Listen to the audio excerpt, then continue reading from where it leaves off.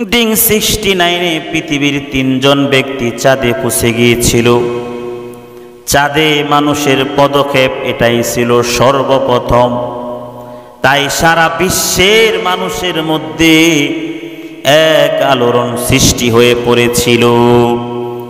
এটা সম্ভব হয়েছিল যুক্তরাজ্যের প্রেরিত অ্যাপোলো 11 চন্দ্রযানটির মাধ্যমে। এই চন্দ্রযানটির মধ্যে 3 জন ব্যক্তি ছিল, নীল আর্মস্ট্রং, এডওয়েন অল্ডিংস, মাইকেল কলিন্স। চন্দ্রযানটি যখন উড়োজাহাজের মতো চাঁদের জমিনের মধ্যে চাঁদের মাটিতে অবতরণ করলেন, তখন নীল আর্মস্ট্রং, এডওয়েন অল্ডিংস চাঁদের মাটিতে নেমে পড়লেন।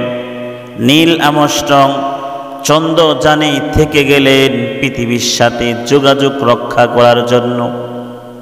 চাঁদ পৃথিবীর মতোই এক গোলাকার বিরাট মাটির পিণ্ড।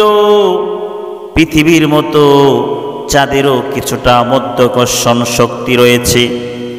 নীল আর্মস্ট্রং, এডওয়েন অল্ডিংস চাঁদকে বিভিন্নভাবে পরীক্ষা নিরীক্ষা করলেন।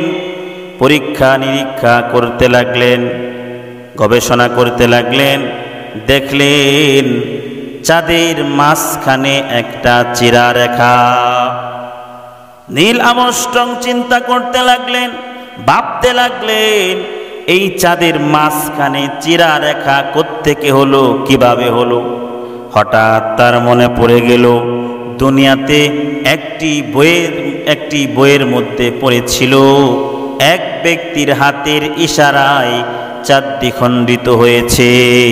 নীল আর্মস্ট্রং ওই চাঁদের চিরা খাওয়া রেখা থেকে চাঁদের মাটি সংগ্রহণ করে দুনিয়াতে এসে পরীক্ষাগারে পরীক্ষা করে জানতে পারলেন এই মাটি মূল মাটি থেকে 1400 বছর আগে পৃথক হয়েছে।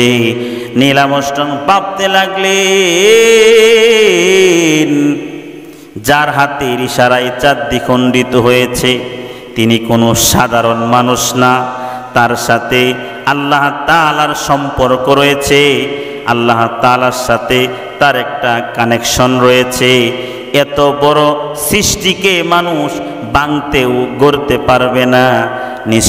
নিশ্চয়ই তিনি হলেন আল্লাহ তাআলার নবী মুহাম্মদুর রাসূলুল্লাহ সাল্লাল্লাহু আলাইহি ওয়াসাল্লাম।